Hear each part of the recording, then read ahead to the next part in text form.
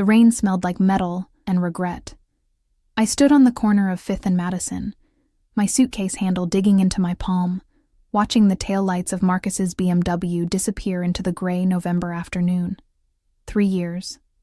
3 years of cooking his meals, ironing his shirts, pretending I didn't see the lipstick stains or smell the perfume that wasn't mine. And this was how it ended, thrown out like yesterday's trash, with nothing but a battered suitcase and $47 in my checking account. The cold bit through my thin jacket. I hadn't thought to grab my winter coat. Hadn't thought about anything, really, when Marcus's new girlfriend, blonde, young, everything I apparently wasn't anymore, had smiled that sugar-sweet smile and suggested I find somewhere else to be. My phone buzzed. A text from my landlord, rent overdue. Pay by tonight or locks change. I laughed. Actually laughed, standing there in the rain like some tragic heroine in a bad movie. The sound came out harsh, brittle. A businessman hurried past, eyeing me like I might ask him for money. I probably looked the part. Drenched, desperate, invisible. That's when I remembered the card. 6 months ago, I'd been waitressing at Aurelio's, that obscenely expensive Italian restaurant where Wall Street types went to show off. It had been a slow Tuesday night, and I'd been clearing table 7 when I'd found it. A black credit card, matte finish, no name on the front, just numbers embossed in silver and a small logo I didn't recognize. I'd turned it in to the manager, of course. Spent the next week waiting for someone to claim it. No one ever did. Eventually, the manager had shrugged and told me to toss it. But I hadn't. Something about the weight of it, the way it felt expensive just to hold, made me slip it into my wallet instead. I'd forgotten about it until now. My hands shook as I pulled out my wallet, waterlogged and falling apart at the seams. The card was still there, tucked behind my driver's license, pristine and dry. In the fading light, those silver numbers seemed to glow. This was insane. Using someone else's credit card was fraud, theft. I could go to jail. But I was also going to be homeless in 3 hours. The coffee shop on the corner looked warm, golden light spilling onto the wet sidewalk. Through the window, I could see people hunched over laptops, sipping overpriced lattes, living normal lives. Safe lives. I went inside. The warmth hit me first, then the smell. Coffee, cinnamon, something sweet baking in the back. My stomach growled. I couldn't remember the last time I'd eaten. This morning? Yesterday? The barista was young, probably college, with purple hair and kind eyes. She smiled at me, and I almost cried. When was the last time someone had smiled at me like I was a person, not an inconvenience? What can I get you, hun? I looked at the menu. Everything was expensive. Everything was impossible. Just a small coffee, I said. Black. You look frozen. How about a large? And we've got fresh croissants. No, I can't. I stopped myself. Pulled out the black card. Actually, yes, large coffee. And the croissant. Please.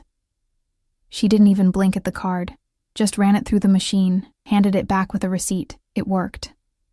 I sat in the corner, hands wrapped around the paper cup, waiting for sirens, for security guards, for something to happen.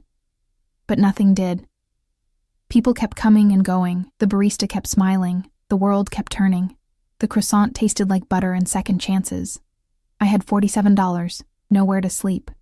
And apparently, a credit card that worked. By 8 p.m., I had a hotel room. Not just any hotel room. The Riverside Plaza, the kind of place with actual doormen and chandeliers in the lobby.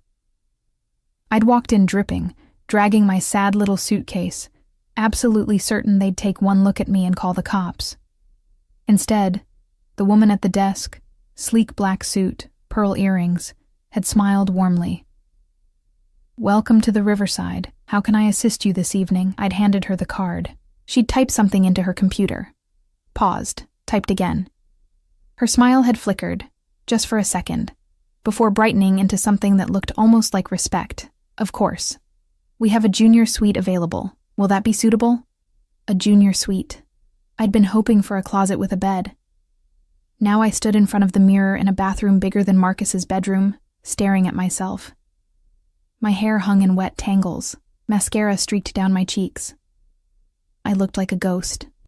like someone who'd already given up. The bathtub was enormous, gleaming white marble with gold fixtures. I turned on the water, watched it steam, added the complimentary bath salts. Lavender, the bottle said, for relaxation. I wasn't sure I remembered what that felt like. The water was perfect, hot enough to hurt, to make my frozen skin tingle back to life. I sank down until only my face showed, letting the heat seep into my bones. For the first time in hours, I wasn't shaking. My mind wandered back to that card. Who lost a black Amex and didn't report it? Who didn't notice it was being used? Someone rich enough not to care, probably. Or someone dangerous enough that I should be terrified. I pushed the thought away. Tomorrow, I'd figure out my life. Tomorrow, I'd find a real job, a real place to live, a real solution. Tonight, I just needed to survive. I was toweling off when my phone rang. Unknown number. My finger hovered over the decline button. But something made me answer. Hello? Silence. Not dead air. I could hear breathing. Controlled. Deliberate. Who is this? My voice came out steadier than I felt. You used my card. The voice was male, deep, with an accent I couldn't place. Italian, maybe. Or something close. Not angry. Almost amused. My heart stopped.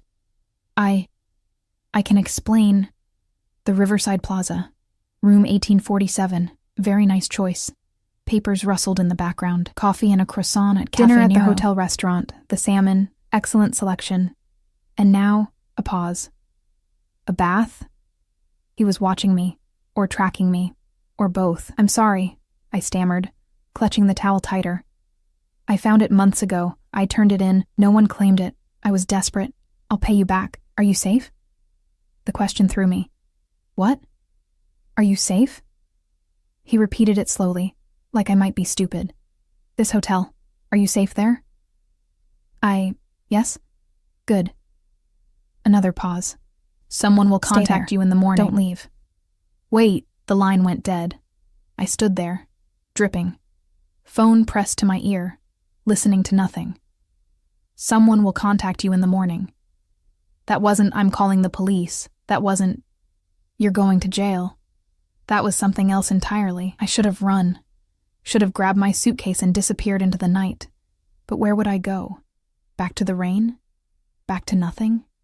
Instead, I climbed into the enormous bed with its Egyptian cotton sheets and down pillows. The room was warm. I was clean. My stomach was full. And in the morning, someone would contact me. I thought I'd never sleep, but exhaustion pulled me under like a wave. Swift and irresistible, my last conscious thought was of that voice. Deep, controlled, almost gentle, when he'd asked if I was safe, like he actually cared, like I was something worth protecting. I woke to someone knocking, not the aggressive pounding of a cop. Polite, measured, 3 precise raps. The clock said 7:14 a.m. Gray morning light filtered through the curtains. I pulled on the hotel robe, checked the peephole. A man stood in the hallway, tall, broad-shouldered, wearing a black suit that probably cost more than my car used to. He wasn't looking at the door. His eyes scanned the hallway, professional, alert. An earpiece curled around his left ear. Security. Or worse. Miss Carter? His voice was polite but firm. I'm here to escort you downstairs. Someone is waiting. My mouth went dry. Who? He prefers to introduce himself. He. The voice from last night. Every instinct screamed at me to refuse, to barricade the door, to climb out the window, never mind that I was on the 18th floor. But I'd used his card. There was no running from this. Give me 5 minutes. I dressed in the only clean clothes I had left. Jeans, a plain black sweater, boots that had seen better days. Ran a brush through my hair, no makeup, no armor. Just me, raw and terrified. The man in the hallway said nothing as I emerged, just gestured toward the elevator, then followed 3 steps behind. Close enough to grab me if I bolted. Far enough to seem almost respectful. The elevator was mirrored. I watched our descent, watched myself looking small and pale next to this mountain of a man. Watched the numbers drop, 18, 17, 16, counting down to whatever waited below. We didn't stop at the lobby. We went down. Sub-level parking. The doors opened onto concrete and shadows and the smell of exhaust. A black SUV idled near the elevator, windows tinted so dark I couldn't see inside. Another man in a suit stood by the passenger door. Same earpiece, same alert stance. The rear door opened. "Please, Miss Carter." The first man gestured. I should have run. Should have screamed. Should have done anything except what I did, which was climb into that car like a lamb walking into slaughter. The door closed behind me with a quiet, expensive click. He sat in the shadows. I couldn't see his face. Not really. Just impressions. Dark hair, broad shoulders, the glint of a watch that probably cost more than my entire existence. He smelled like expensive cologne and something else. Something dangerous. Gunpowder, maybe. Or just power. "Miss Carter." He said my name like he'd been practicing it. "Thank you for joining me," as if I'd had a choice. "I'll pay you back." The words tumbled out. Every penny. I don't know how, but I will. "I'm not a thief, I swear, you were desperate." His voice was calmer than it had been on the phone. Almost gentle. "I understand desperate." The car started moving. Smooth. Silent. Going somewhere. "Where are you taking me?" "Breakfast." He shifted, and weak morning light caught his face. I forgot how to breathe. He was young, 30, maybe 32. Sharp jaw, dark eyes that seemed to see everything. Beautiful in a way that felt dangerous, like a blade wrapped in silk, the kind of face that belonged on movie screens, not in the back of an SUV with men carrying guns. Because they definitely had guns. I could see the bulge under the driver's jacket. "I'm not hungry," I lied. His mouth curved. Not quite a smile. "Yes, you are." We drove in silence. I watched the city pass. Early morning joggers, coffee shops opening, people starting their normal days. From inside this car, with its bulletproof windows and armed guards, that world seemed impossibly far away. We stopped at a restaurant I'd never seen before. No sign. Just a black door with a brass knocker shaped like a lion's head. The driver opened my door, and suddenly the man from the car was standing there, offering his hand. Up close, he was taller than I'd realized. Broader. The kind of presence that made the air feel heavy. I took his hand. His grip was firm, warm. He didn't let go right away. "My name," he said quietly, dark eyes locked on mine, "is Dante Caruso. And you, Charlotte Carter, have created quite the problem." The restaurant was empty. Not empty like slow morning, empty like closed, private, hours. The lights were dim, candles flickering on white tablecloths. And somewhere in the back, I could hear the gentle clatter of kitchen work. But there were no other diners, no waiters hovering, just us, and the two men in suits who positioned themselves by the door and the kitchen entrance. Dante led me to a corner table, pulled out my chair like we were on a date, like I hadn't stolen from him, like this was normal. "Please," he gestured. "Sit." I sat because my legs had stopped working properly. He took the seat across from me, moving with the kind of fluid grace that spoke of control. Everything about him was controlled. His posture, his expression, the way he folded his hands on the table. But underneath, I sensed something coiled tight, something waiting. A woman emerged from the kitchen, older, with kind eyes and flour on her apron. She smiled at Dante like he was family. "Buongiorno, Dante. La solita?" "Sì, nonna. E porta qualcosa per la signorina, ha fame." She looked at me, and her smile softened. Whatever she saw in my face made her nod, pat Dante's shoulder, and disappear back into the kitchen. "You speak Italian," I said stupidly.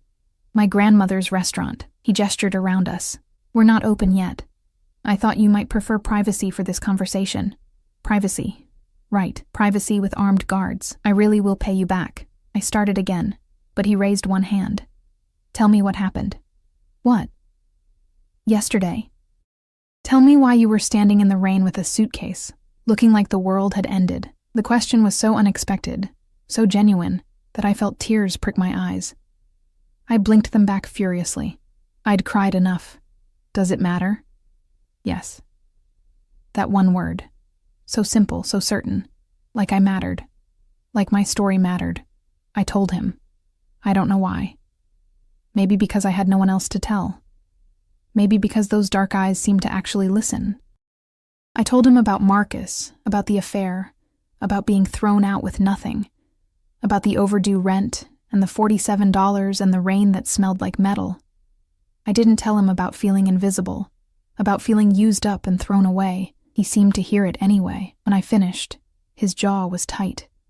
His hands, still folded on the table, had gone white at the knuckles. His name, Dante said quietly. This Marcus. His last name. Why? Tell me. Something in his voice made me answer. Brennan, Marcus Brennan. He pulled out his phone, not an iPhone, something sleeker, more expensive, and typed one-handed. Sent a message. Put it away. What are you doing? Nothing you need to worry about. The woman, Nonna, returned with food. Espresso in tiny cups, warm bread, olive oil, tomatoes that smelled like summer, then plates of eggs, crispy pancetta, roasted potatoes with rosemary. The scents made my head spin. Eat, Dante said. I'm not... Charlotte. He leaned forward, and suddenly the space between us felt charged. You haven't eaten properly in days. I can see it in your face. Eat. It wasn't a request. I ate. The food was incredible, rich and perfect and exactly what my body needed.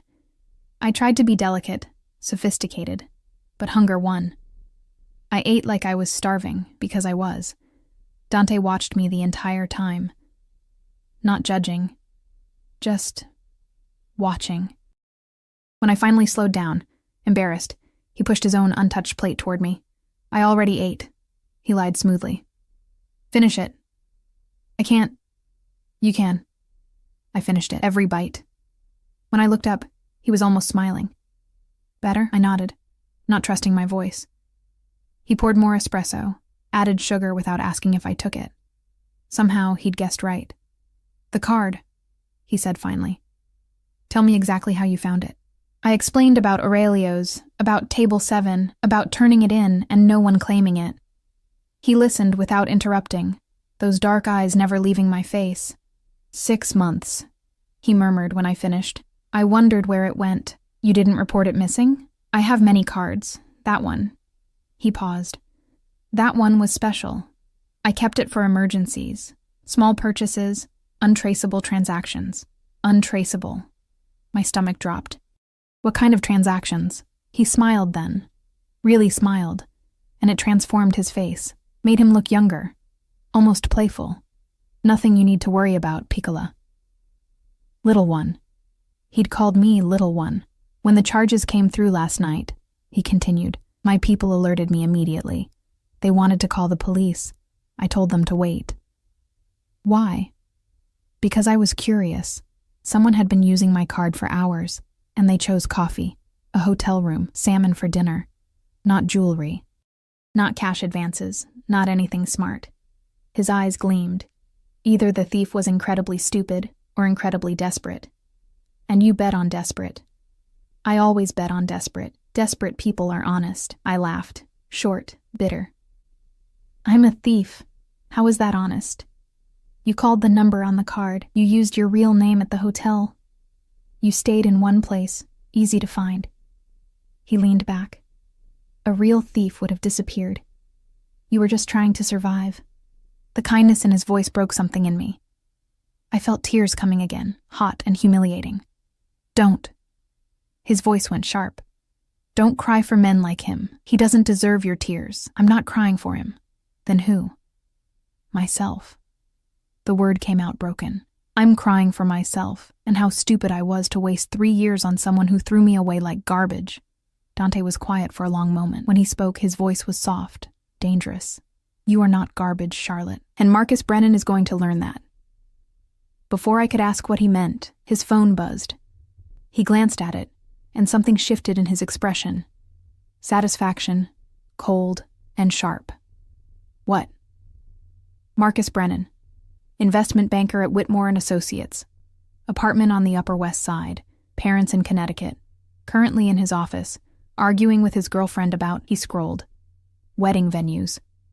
My blood ran cold. How do you know that? I know everything. He said it so simply, like it was obvious. Like having someone's entire life at his fingertips within minutes was normal. "Who are you?" I whispered. Dante set down his phone, laced his fingers together, and looked at me with those bottomless dark eyes. "I think you already know." I did. Somewhere in the back of my mind, I'd known since the armed guards, since the untraceable card, since the way everyone treated him like he could end them with a word. "Mafia," I breathed. Such an ugly word. His mouth curved. "I prefer businessman. You're a criminal. I'm a man who handles problems, and right now, Charlotte, you have a problem." "What problem?" "You have nowhere to go, no money, no job, and you used my card, which means you're on my radar. You've been seen with my people, been in my car. Anyone watching me now knows you exist." The implications settled over me like ice water. "Are people watching you?" "Always." He said it like it was normal, like having enemies was just another Tuesday. "Which means, whether you like it or not, you're in danger." My hands started shaking. I pressed them flat on the table. "I didn't ask for this." "No, but it's happening anyway." He reached across the table, covered my hand with his. His palm was warm, calloused. "I can protect you." "Why would you?" "Because you made me curious. Because you used my card to buy coffee and salmon instead of running. Because—" He paused, something flickering across his face. "You remind me that not everyone in this world is out to take what they can get." His thumb brushed across my knuckles. The touch was gentle, almost reverent. "I don't understand." "You will." He released my hand, stood. "Come, I have something to show you." We drove for 20 minutes, deeper into the city, to a neighborhood I recognized but had never entered. Old buildings with new security systems. Streets that looked normal but felt watched. The SUV stopped in front of a brownstone. Elegant, expensive, discreet. The kind of place that cost millions and never had a for sale sign. "Where are we?" "Somewhere safe." Dante opened my door himself this time, offered his hand again. "Trust me." I didn't, but I took his hand anyway. Inside, the brownstone was beautiful. High ceilings, original molding, furniture that looked like art. But there was something else. Cameras in corners, reinforced doors, windows that were definitely bulletproof. A fortress disguised as a home. "This is yours?" I asked. "One of many. This one is quieter, safer." He led me up a curved staircase to the second floor, opened a door. "This room is yours, for as long as you need it." The bedroom was gorgeous. King bed with soft gray linens, windows overlooking a private garden, an attached bathroom with heated floors. On the dresser sat shopping bags. Designer labels I recognized from magazines. "What is this?" "Clothes, toiletries, everything you need." He stayed in the doorway, careful not to enter. "I had someone estimate your size. If anything doesn't fit, tell me." I turned to face him. "Why are you doing this?" "Because you need help. You don't help people out of kindness.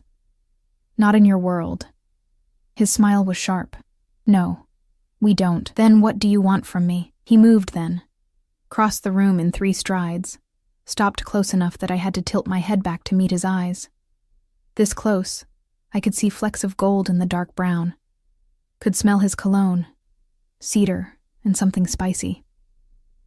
"I want," he said softly, "to know why someone who found my card 6 months ago waited until she was desperate to use it. I want to know why you didn't run when you had the chance.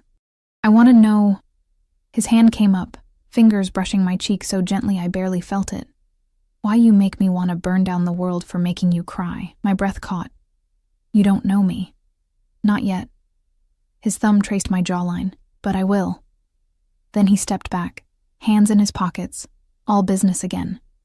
"Rest, shower, change. At 6, we're having dinner. Here, just us." He moved toward the door, paused. "The guards outside are for your protection. You're not a prisoner, Charlotte, but you're not safe alone. Not anymore. Because of you. Yes." He didn't apologize. "Because of me." He left, closing the door softly behind him. I stood there, surrounded by luxury I hadn't earned, wearing clothes that smelled like rain and regret, and wondered what I'd stumbled into. My phone buzzed. A text from an unknown number. "The room is secure. You're safe. Rest. D. I should have been terrified. Should have called the police. Should have done anything except what I did, which was collapse on that perfect bed and sleep like the dead, knowing that for the first time in days, someone was watching over me, even if that someone was dangerous. Even if he scared me more than anything else. I woke to golden afternoon light and the smell of jasmine. For a moment, I forgot where I was. Then memory crashed back. Dante, the card, this beautiful cage. I sat up, disoriented, and realized someone had covered me with a blanket, soft cashmere, the color of cream. He'd been in here while I slept. The thought should have terrified me. Instead, something warm and confusing bloomed in my chest. I showered in that ridiculous bathroom with its rainfall showerhead and heated tiles, using products that probably cost more than my monthly salary used to.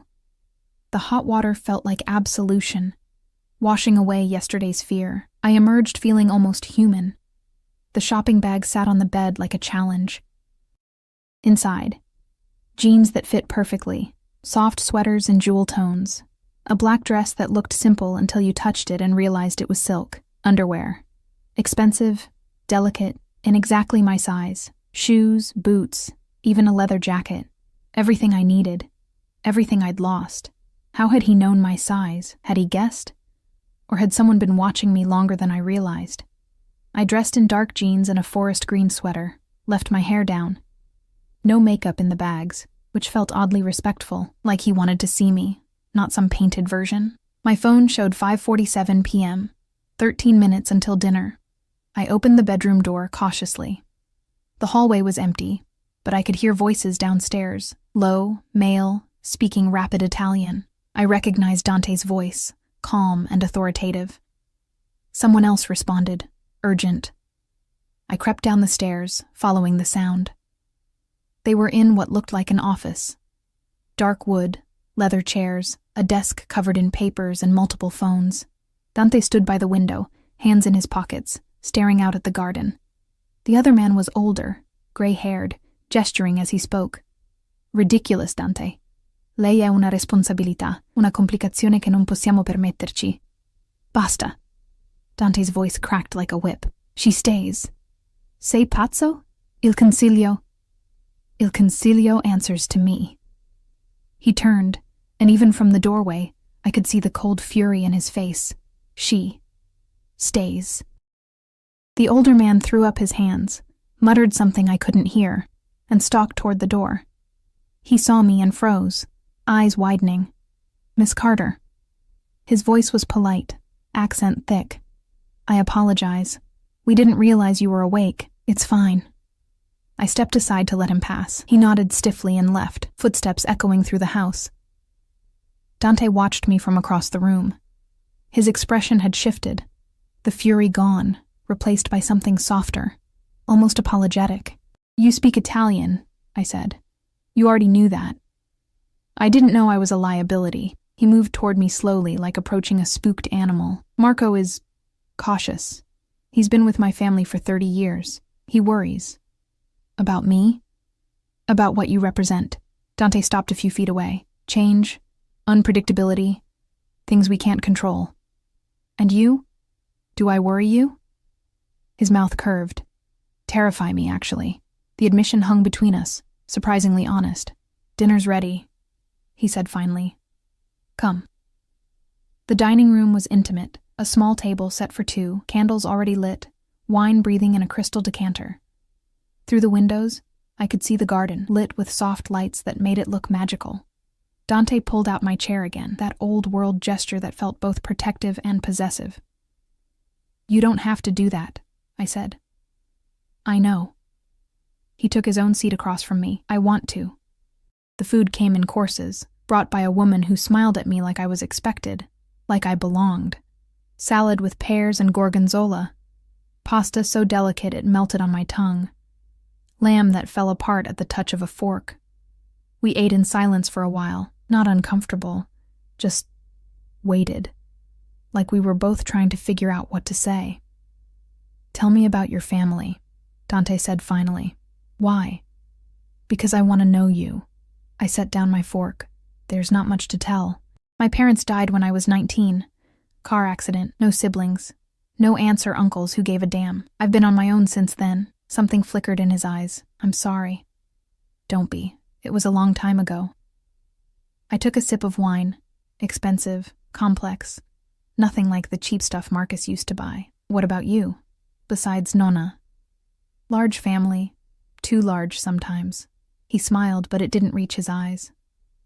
4 brothers. 2 sisters. Cousins everywhere.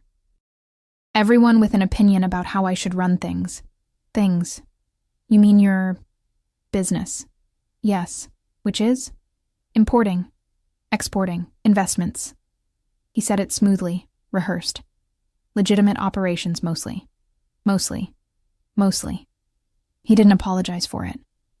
My grandfather started with nothing, built an empire. My father expanded it. Now it's mine to protect. And me? How do I fit into protecting your empire? Dante was quiet for a long moment, studying his wine glass. You don't, he said finally. That's the problem. I don't understand. You're a loose end, Charlotte. In my world, loose ends get cut. He looked up, eyes intense. But I don't want to cut you. I want... He stopped himself. I need to figure out what to do with you. You could let me go. No. The word was flat. Absolute. I can't. Why not? Because you used my card. Because you're on cameras. In my car. In my house. Because there are people who watch me who would see a vulnerability and exploit it. He leaned forward. Because the moment you walked into that coffee shop with my card, you became mine to protect. I'm not yours. Not yet. He said it the same way he'd said it this morning. Like it was inevitable. Like I'd already agreed to something I didn't understand. My hands clenched in my lap. I'm not some possession. No, you're not. He reached across the table, covered my hand with his. You're something much more complicated. His phone buzzed. He glanced at it, and his expression darkened. What? Marcus Brennan just filed a police report. Says his ex-girlfriend stole from him and is making threats. My blood went cold. What? I didn't... I know. He's covering his tracks, making sure if you try to come back for your things, you'll be arrested. Dante's jaw tightened. Smart man. Cruel, but smart. He can't do that. He just did. Dante stood, pulled out his phone, made a call. Marco, I need you to handle something. I listened as he gave rapid instructions in Italian. When he hung up, his expression was calm, but his eyes burned. What did you just do? Fixed it. By morning, Marcus will discover some irregularities in his accounts. Tax issues. Nothing criminal, just complicated. Enough to keep him busy and make him drop any charges against you. I stood, chair scraping back.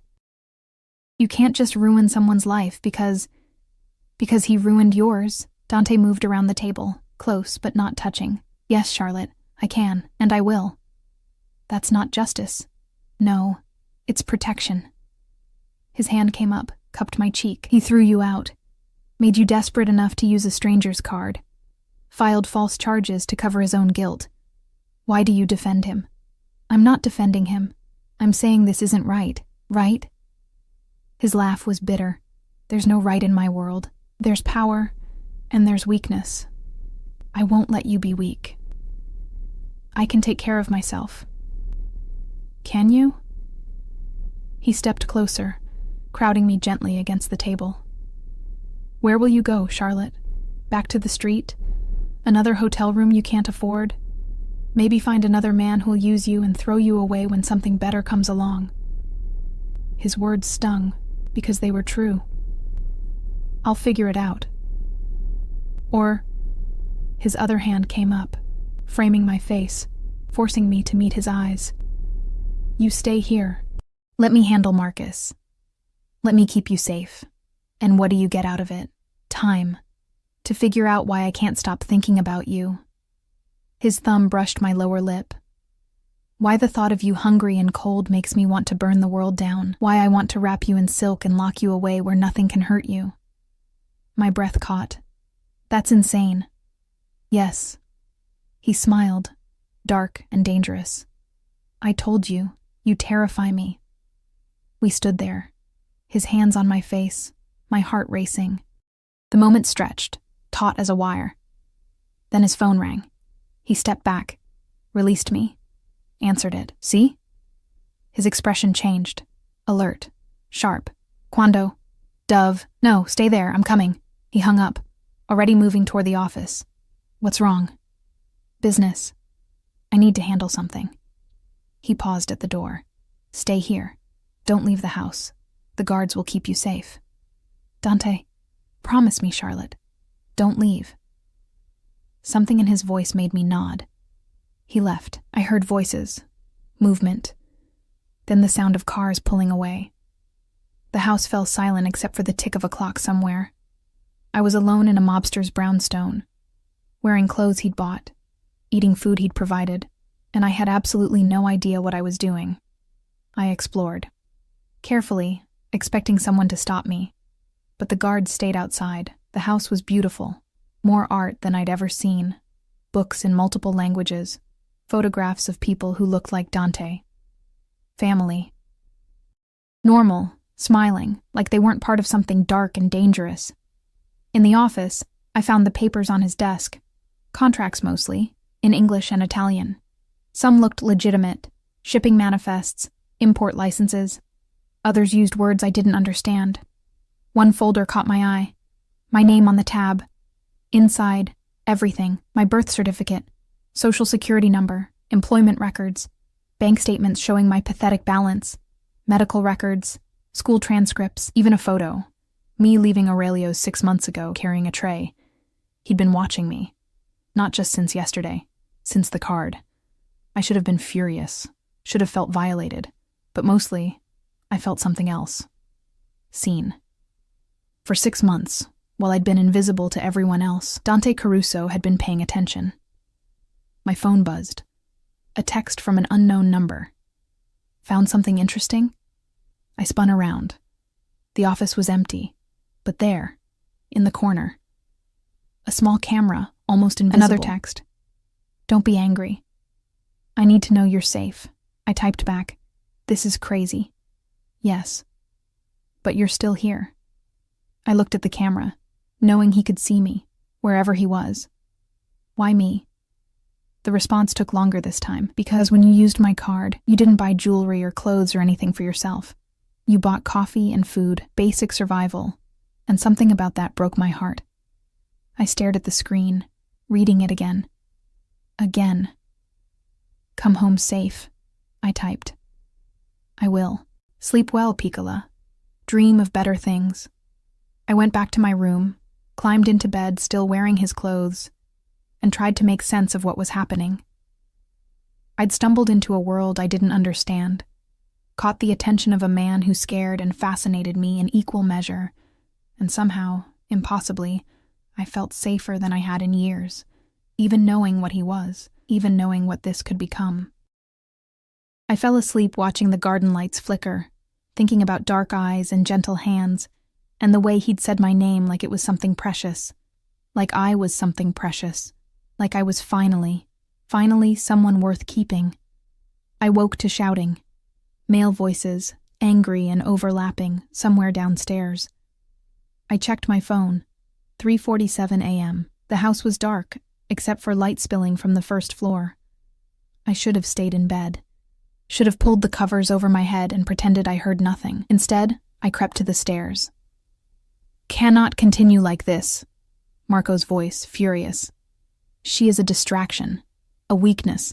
The Valentinos already know. I don't care what the Valentinos know. Dante sounded exhausted. This isn't their concern. Everything is their concern when you make it this obvious. Another voice, younger. You brought her here. To one of our safe houses. Everyone's talking. Let them talk. Dante. A woman's voice now, sharp with worry. Marco's right. This girl, whoever she is, she's putting you at risk, the family at risk. You can't protect her and run an empire. Watch me. Silence. Then Marco again, quieter. Your father would never have... The sound of something slamming, a hand on a table maybe. My father is dead. I make the decisions now. More silence. Then footsteps. People leaving. A door closing. I started to retreat, But Dante's voice stopped me. You can come down, Charlotte. I know you're listening. Caught. I descended slowly. He stood alone in the office, still wearing the suit from earlier. Tie loosened, looking like he'd aged 10 years. Blood stained his knuckles. You're hurt. I moved toward him without thinking. It's not mine. He said it so casually, like coming home with someone else's blood on your hands was normal. I should have been horrified, should have run. Instead, I found myself reaching for his hand, examining the split skin. You need to clean this. It's fine. It's not fine. Where's your first aid kit? He stared at me like I'd spoken another language. Then, impossibly, he smiled. Bathroom, upstairs, second door on the left. I found it. A medical kit more extensive than anything I'd seen outside a hospital. Gauze, antiseptic, even surgical supplies. I tried not to think about why he'd need those. Back in the office, Dante had removed his jacket and rolled up his sleeves. I saw more scars, old ones, pale against his olive skin. A life written in violence. Sit. I gestured to the desk chair. He obeyed, watching me with those dark eyes as I cleaned his knuckles. The antiseptic made him hiss slightly, but he didn't pull away. What happened tonight? I asked quietly. Business. The kind that ends with blood on your hands? Yes. I wrapped his knuckles carefully, the way I'd learned when my mother used to patch up my father after his construction accidents, a lifetime ago. The people earlier, I said. They want you to get rid of me. Yes. Why haven't you? His good hand came up, tucked a strand of hair behind my ear. The gesture was so gentle, so at odds with the blood I'd just cleaned off. Because I'm selfish. Because I want what I want. And damn the consequences. His fingers trailed down my neck, rested against my pulse. Because your heartbeat quickens when I touch you. And that makes me feel something I haven't felt in years. What? Human. The word hung between us, raw and honest. I'm not some experiment in humanity, I whispered. No. You're something much more dangerous. He pulled me closer, until I stood between his knees. You're someone I could lose myself in. Someone who makes me forget that I'm supposed to be a monster. You're not a monster. You don't know what I've done, what I'm capable of. Then tell me. He was quiet for a long moment, studying my face like he was memorizing it. My father built this family on blood. Literal blood. He was brutal. Effective, but brutal. When he died 5 years ago, I inherited everything. The business, the enemies, the expectations. His thumb brushed across my wrist. Everyone expected me to be like him, cruel, merciless. And for a while, I was, because that's what survival required. And now? Now I'm tired. Tired of the violence, the paranoia, never trusting anyone, never letting anyone close. He met my eyes. Until you. You don't know me. I know enough. I know you worked 3 jobs to take care of a man who didn't deserve you. I know you turned in my card instead of using it immediately. I know you cry for yourself, not for pity. I know. His hand slid up to cup my face. You're braver than you think you are. I should have stepped back, should have maintained distance. Instead, I leaned into his touch. This is crazy, I breathed. Yes. He pulled me down until I was sitting on his lap, my hands braced against his chest, completely insane. His heart thundered under my palm, fast, nervous, like mine. Everyone thinks you're a weakness, I said. Everyone's right. His forehead pressed against mine. You are my weakness, Charlotte Carter. And I don't care. You should. Probably. His lips brushed my temple. But I've spent my entire life doing what I should. Making the smart choice, the safe choice. And it's made me empty. I'm not the answer to that. Maybe not. But you're something. His hand slid into my hair. You're hope. You're proof that not everything in my world has to be dark. I pulled back enough to see his face. In the dim light, he looked younger, vulnerable, almost fragile. What do you want from me, Dante? Everything. Nothing. He laughed. I don't sound broken. I want to keep you safe. I want to know everything about you. I want to wake up and know you're here. I want... He stopped, jaw tight. I want things I have no right to want. Like what? His eyes burned. Like keeping you, making you mine. Building something with you that isn't based on fear or obligation or strategy. His thumb traced my lower lip, like kissing you until you forget every man who came before me, my breath caught. Dante, tell me to stop. Tell me this is wrong, that I'm moving too fast, that you don't feel it too. Tell me, and I'll let you go.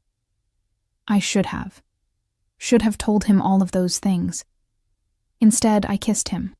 It was tentative at first, barely a brush of lips, testing.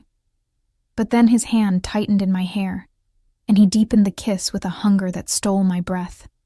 He tasted like whiskey and mint, and something indefinably him. His other hand splayed across my lower back, pulling me closer, until there was no space between us. The kiss was everything, desperate and gentle, claiming and questioning, like he was pouring everything he couldn't say into the press of his mouth against mine. When we finally broke apart, both breathing hard, he rested his forehead against mine. Cristo, he whispered. Sei la mia rovina. What does that mean? You are my ruin. He smiled against my lips, and I don't care. We stayed like that, wrapped around each other, until the sky started to lighten, talking in fragments, about his childhood, my parents, the small things that made us human. He told me about his youngest sister, about Sunday dinners with too much food and too many opinions.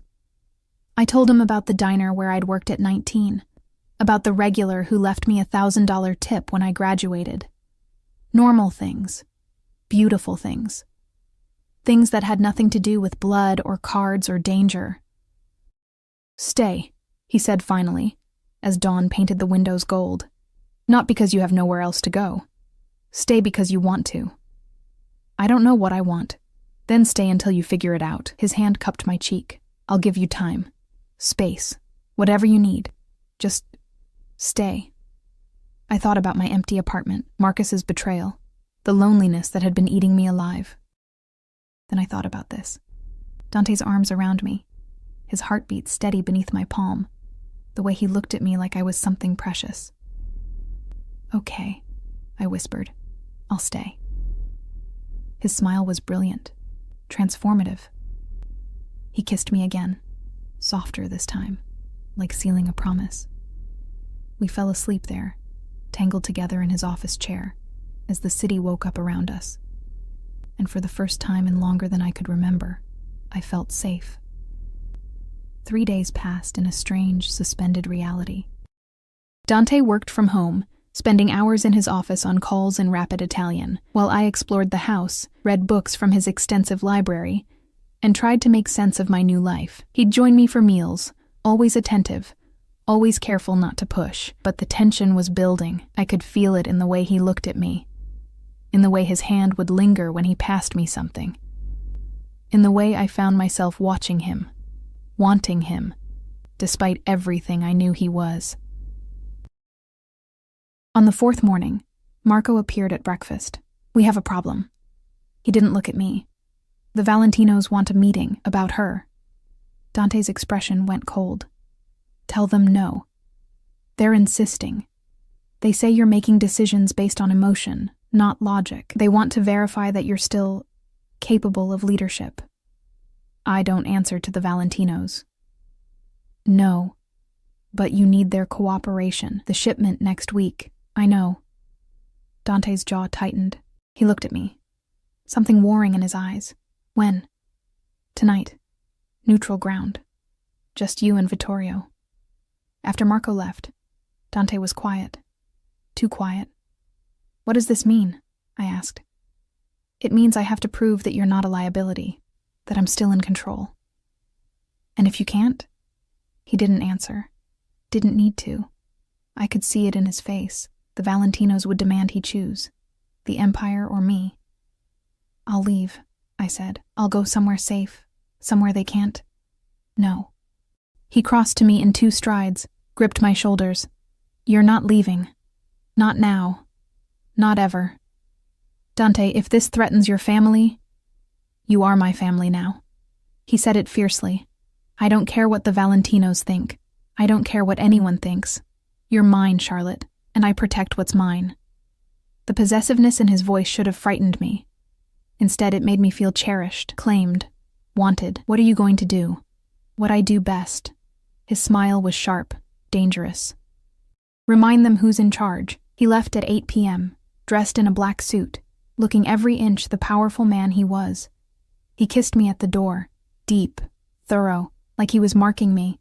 Stay inside. The guards know to shoot anyone who tries to enter without my permission. That's not comforting. It's not meant to be comforting. It's meant to keep you alive. He touched my face one more time. I'll be back soon. And then we're going to talk about the future. What future? Ours. He kissed me again, briefly. Wait for me. Then he was gone, and I was alone with armed guards and the terrible certainty that tonight would change everything. I paced, tried to read, failed, watched the clock tick past 9, 10, 11. At midnight, my phone rang. Unknown number. Hello? Miss Carter. A voice I didn't recognize, smooth, cultured, dangerous. My name is Vittorio Valentino. I believe we should talk. My blood went cold. How did you get this number? I know everything about you, Cara. Where you work. Where you're from. The name of your kindergarten teacher. He paused. And I know that right now, you're standing in Dante's house, making him weak. I don't know what you... Don't insult my intelligence. Dante Caruso is in love with you. It's written all over him. And love makes men stupid. Papers rustled. Here's what's going to happen. You're going to leave. Tonight. Disappear. I'll provide money, a new identity, whatever you need. In exchange, you let Dante get back to being the leader we need. And if I refuse, then people die. Maybe Dante's sister, maybe his nephew, maybe Dante himself. Your choice. The line went dead. I stood there, shaking as the implications crashed over me. Vittorio was right. I was Dante's weakness, and in his world, weakness got people killed. I looked around the beautiful house, thought about Dante's smile, his gentle hands, the way he made me feel seen. Then I thought about his family, his empire, everything he'd built, and I knew what I had to do. I packed quickly, just the essentials in a small bag. Left the expensive clothes, the jewelry he'd tried to give me yesterday. Took only what was mine. The hardest part was the note. Dante, I'm not strong enough for your world. I'm sorry. Please don't look for me. See a lie. All of it. But he'd believe it. He'd think I was just another person who'd abandoned him, and maybe that would make it easier. Maybe he'd move on. Find someone suitable. Someone who could stand beside him without making him vulnerable. The guards were at the front and back doors. But there was a third exit, the garden door from the kitchen, leading to a side alley. I'd noticed it days ago. Always unlocked, probably for staff. I slipped out at 1:30 a.m., into the cold November night. The streets were empty, dangerous. I had $40 left, enough for a bus ticket, maybe a cheap motel. I'd figure out the rest later. I always did. I'd made it 3 blocks when the car pulled up beside me. Black SUV, tinted windows. My heart stopped. The window rolled down. Marco sat in the driver's seat, expression unreadable. Get in, Miss Carter. I can't. I won't let him. He's not in the car. Marco's voice was tired. Please, just get in. Something in his tone made me obey. We drove in silence. Not back to the brownstone, somewhere else. A warehouse district, dark and abandoned. Fear spiked through me. Where are we going? To save a foolish girl from making a terrible mistake. The SUV stopped outside a warehouse with broken windows. Marco opened my door. Inside. 2nd floor. Don't make me regret this. The building smelled like rust and old motor oil. I climbed the stairs, hands shaking, and emerged into a vast open space. Dante stood by a window, silhouetted against the city lights. He didn't turn when I entered. You were leaving. Not a question. A statement, heavy with betrayal. I had to. Because Vittorio called you. My breath caught. How did you... I know everything, Charlotte. I told you that. Now he turned, and the pain in his eyes was devastating. Did you really think I wouldn't have your phone monitored? That I wouldn't protect you from exactly this? He said people would die. Your family... My family is strong. They'll survive. He moved toward me slowly. But I won't. Not if you leave. That's not fair. No, it's not. He stopped an arm's length away. Nothing about this is fair. Not to you, not to me. But it's real, Charlotte. What I feel, it's real. Tears burned my eyes. You barely know me. I know you take sugar in your espresso. I know you read the end of books first, because you can't stand the suspense. I know you hum when you think no one's listening. I know you're terrified of being a burden, so you make yourself invisible. His voice cracked. I know you think you're ordinary when you're the most extraordinary thing that's ever happened to me. Dante, I went to that meeting tonight ready to walk away from everything. The business, the family, all of it. If Vittorio had demanded I choose, I would have chosen you. He pulled something from his pocket. Instead, I made him a different offer. He opened his hand. A ring sat in his palm, vintage, elegant, a single diamond surrounded by smaller stones. This was my grandmother's. She gave it to me before she died, told me to give it to someone who made me remember why family matters, why love matters. His eyes met mine. Marry me, Charlotte. The world tilted. What? Marry me. Not someday, not eventually. Now. Tonight. He took my hand, slid the ring onto my finger. It fit perfectly. Become my wife, part of my family, protected by our name, our power. Untouchable. That's insane. Yes. But it's also the only way to keep you safe. Once you're a Caruso, Vittorio can't touch you. No one can. His hands cupped my face. I'm not asking you to love me, not yet. I'm asking you to let me protect you. Let me keep you. And maybe, someday, you'll feel for me what I already feel for you. Which is? Everything. The word was raw, honest. You're everything, Piccola. My first thought in the morning, my last prayer at night. The reason I want to be better than what I was raised to be. I looked at the ring, gleaming in the dim light, looked at him. This beautiful, dangerous man who'd turned my world inside out. I don't understand why you want me. Because you see me. Not the Caruso heir, not the Mafia boss, not the monster. You see me. And you're not afraid. He smiled, sad and sweet. Or maybe you are afraid, and you choose to stay anyway. That's even braver. Your family will never accept this. They already have. That was my deal with Vittorio. I marry you, make you legitimate, and he backs off. He gets assurance that I'm thinking with my head, making a strategic alliance. His thumb brushed my cheek. He doesn't need to know it's also my heart. What if I say no? Pain flashed across his face. Then I let you go. Give you money, protection, a new identity, everything you need to start over. His voice dropped to a whisper, and I spend the rest of my life wondering what we could have been. The ring was warm on my finger. I thought about the past 5 days, the safety, the attention, the way he looked at me like I hung the moon. Then I thought about going back to nothing.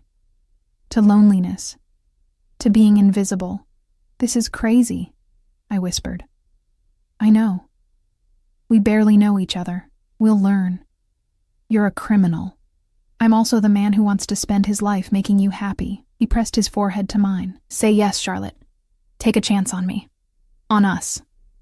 I should have said no. Should have run while I still could. Instead, I kissed him.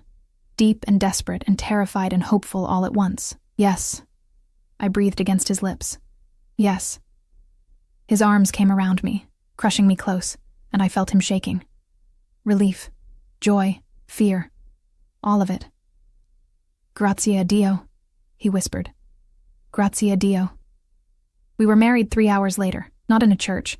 Dante explained that would take too long, require too many approvals. Instead, a judge he knew, clearly terrified and clearly in his pocket, met us at a private office. Marco and another guard served as witnesses. I wore the green sweater and jeans. Dante kept his blood-stained suit. Nothing about it was traditional or romantic. But when he slipped a platinum band onto my finger, beside his grandmother's ring, and whispered "Ti amo" like a prayer, I felt something shift in my chest. This was real. I was married. To a Mafia boss. After 5 days. It should have felt wrong. Instead, it felt like coming home. We returned to the brownstone as the sun rose. Dante carried me over the threshold. Tradition, he said. smiling that devastating smile, and took me straight to his bedroom, not the guest room. His room. Massive bed with dark sheets, windows overlooking the private garden, everything decorated in blacks and grays. Our room, he corrected, reading my expression. Everything I have is yours now. He made love to me like I was fragile and fierce all at once, gentle hands mapping every inch of my skin, whispered Italian that I didn't understand but felt in my bones. When I cried, overwhelmed by sensation and emotion, he kissed away my tears and held me like I was the most precious thing in his world. Afterwards, wrapped in his arms, I felt the weight of the ring on my finger. "What happens now?" I asked. "Now?" He kissed my temple. "Now I introduce you to my family. Show the world that Charlotte Caruso is under my protection." His hand splayed possessively across my stomach. "And we build a life. Just like that. Just like that." He pulled me closer. "You're mine now, Mowgli Mia, my wife. And I take care of what's mine." The possessiveness should have bothered me. Instead, after years of being invisible, it felt like being seen, being claimed, being wanted. What about Marcus? The question slipped out before I could stop it. Dante's expression went dark. "What about him? You said you'd handle it. What did you do?" He was quiet for a long moment. Then, he no longer works at Whitmore and Associates. His apartment lease was terminated, his bank accounts are frozen pending investigation, and his new girlfriend left him when certain photographs surfaced. Dante. He threw you out in the rain, Charlotte. Filed false charges. Tried to erase you. His eyes met mine, unapologetic. I simply showed him what it feels like to lose everything. I should have been horrified, should have protested, but something small and vindictive in me felt satisfied. "Thank you," I whispered. His smile was sharp. Always. The days that followed were a whirlwind. Meeting Dante's family, his sisters who eyed me suspiciously before his youngest, Sophia, pulled me aside and whispered, "Thank God. He's been so lonely." His brothers, formal and assessing, until the middle one, Luca, winked and said, "She's brave. I like her." Sunday dinner at Nonna's, where she hugged me tight and whispered in Italian. Dante translated later, "She said I look at you the way Nono looked at her, like you're my whole world." Learning to navigate his world. The politics, the careful words, the guards who followed us everywhere. Learning when to speak and when to stay silent. Learning to read Dante's moods, the small tells that meant danger, or stress, or need. He was patient with all of it, teaching me Italian phrases, showing me his businesses, the legitimate ones at least, including me in decisions about the house, about dinners, about everything. "You're not just my wife," he said one night, pulling me onto his lap in his office. "You're my partner. Your voice matters." 3 months later, I stood in Nonna's restaurant, helping prepare for Sophia's engagement party, and realized I was happy, genuinely, impossibly happy. I had a family, a purpose, a man who loved me so completely it sometimes took my breath away. Yes, his world was dangerous. Yes, there were still threats, Vittoria watching from a distance, other families testing boundaries. Yes, I sometimes woke from nightmares about men with guns and blood on white marble, but Dante was always there, pulling me close, whispering promises in Italian until I calmed. "Sei al sicuro," he'd murmur. "Sei mia, sei amata." You're safe. You're mine. You're loved. And I was. All of those things. "Charlotte?" Sophia appeared beside me, gorgeous in a red dress. "Dante's looking for you." I found him in the garden, standing by the fountain, staring at nothing. "Hey." I slipped my hand into his. "What's wrong?" He looked down at me, and something in his expression made my breath catch. "Nothing's wrong. Everything's right. That's what terrifies me." He pulled me close. "I keep waiting for it to end, for you to wake up and realize you married a monster, for something to take you from me. Dante, I love you." He said it fiercely. "I know we did this backwards, married first, fell in love later. But I love you, Charlotte, so much it scares me." Tears blurred my vision. I think I have since you asked if I was safe. Since you asked if I was safe. Since you looked at me like I mattered. He kissed me then, deep and desperate, like I was air and he'd been drowning. When we finally broke apart, I pressed my hand to his chest, feeling his racing heart. I was so lost, I whispered, standing in the rain with nothing, and then I found your card, and it led me to you. Maybe it was fate, maybe it was luck, but I'm here now, and I'm not going anywhere. Promise me. I promise. I stood on my toes, kissed him softly. You're stuck with me, Dante Caruso, for better or worse, till death do us part. His smile was brilliant, transformative. He swept me up, spinning me around while I laughed, and I realized this was what I'd been searching for my entire life. Not money or security or even love, exactly. Belonging.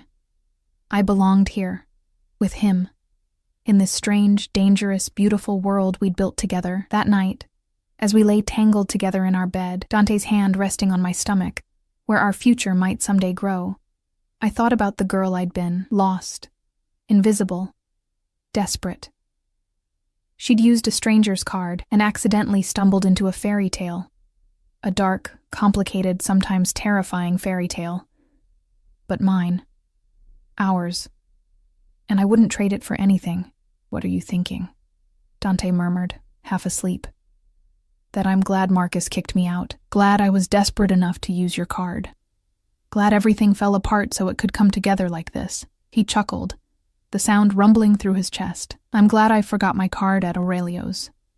Glad you found it. Glad you waited 6 months to use it. He kissed my hair. Glad you walked into my life and turned everything upside down. No regrets? Not one. His arms tightened around me. You're the best thing that's ever happened to me, amore mio. My unexpected blessing. My salvation. I smiled against his skin. That's very dramatic. I'm Italian. We're dramatic about love. We fell asleep like that, wrapped around each other, safe and warm, while the city hummed outside our windows, and guards patrolled our garden, and somewhere, in the darkness, the empire Dante had built continued to turn. But in our room, in our bed, in our little piece of eternity, there was only us, two broken people who'd found each other in the most unlikely way. And somehow, impossibly, made each other whole. The rain that had once smelled like metal and regret now tapped against our windows like a lullaby, washing away the past, blessing the future, and I was finally home.